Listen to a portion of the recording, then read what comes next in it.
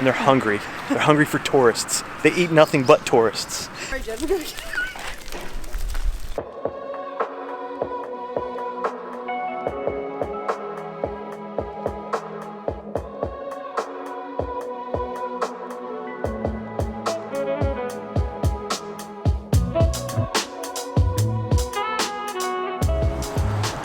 Welcome back, guys. Today we're in Nara.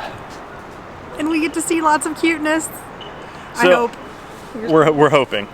So Nara is a really popular day trip from Kyoto. We decided to spend the night here. Yep, so we're going to check out some of the temples and shrines and hopefully see some deer. All right, let's do this. So we just got off of our bus and we have good information that we are deep into deer territory. Super deep.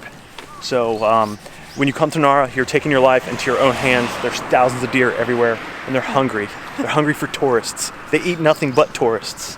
And back when I said, I crossed my fingers that I hope I would see a deer today, like, there's a million of them.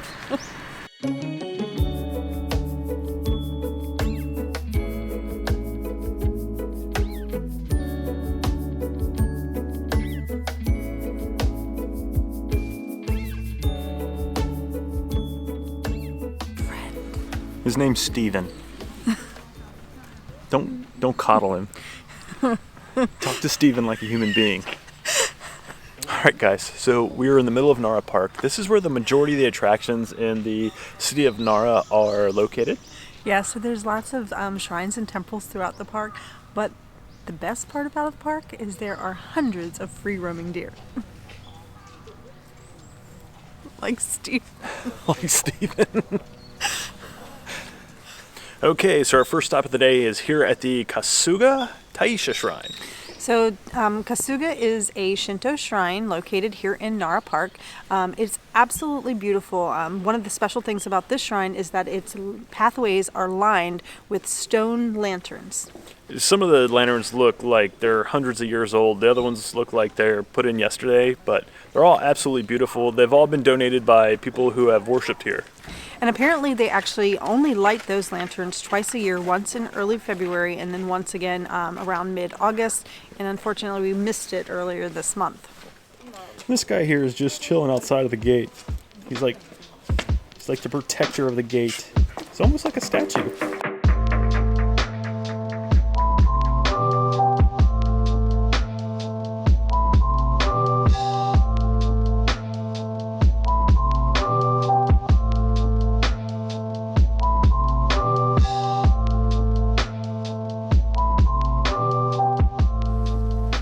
So I feel like we've shown you a lot of trees while we've been in Japan, but this one's really special.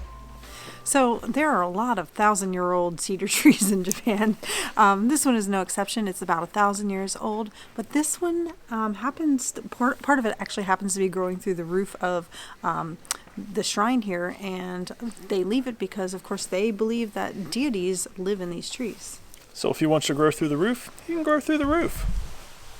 Alright, so even though they light these lanterns twice a year, they do have a small room set up so that you can walk through and kind of get a feel for what it's like to see the lanterns lit up at night.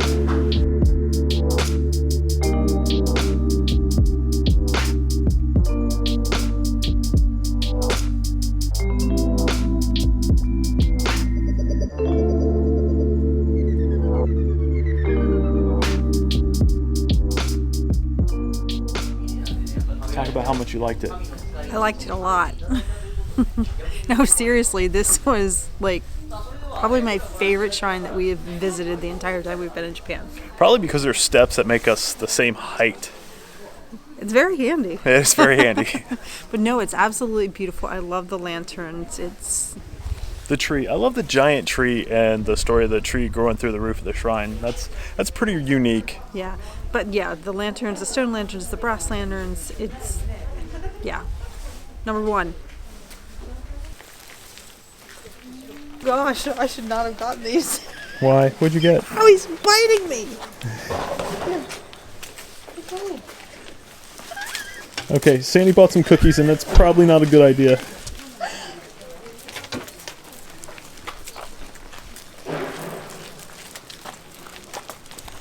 are vicious.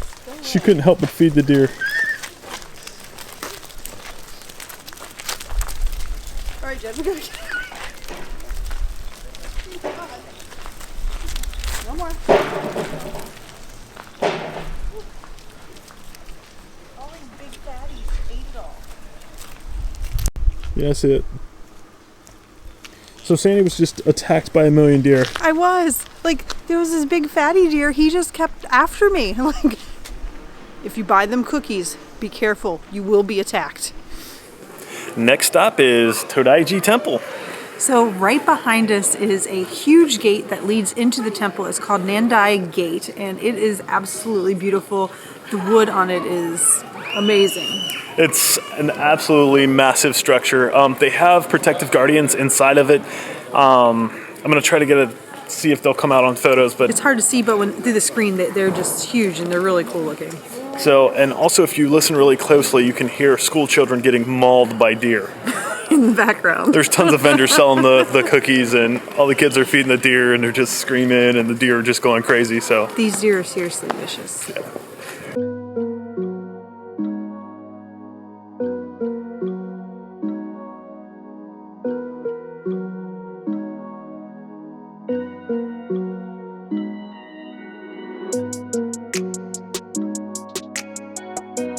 Wow. I can't believe this building. It is so massive.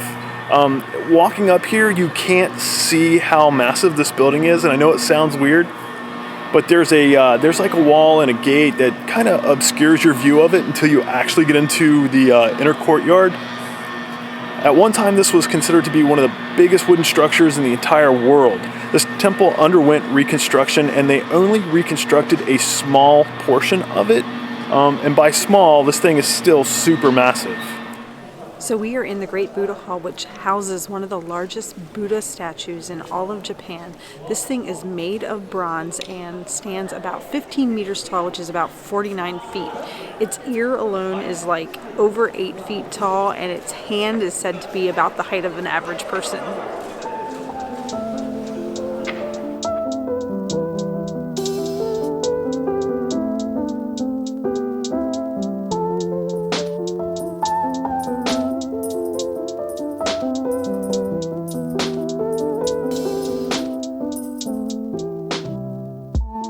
That has to be one of the most amazing temples and structures in general that I've ever seen. It's obvious why it's considered to be one of Japan's national treasures, and this is nothing compared to what are they called? I don't know what those are called.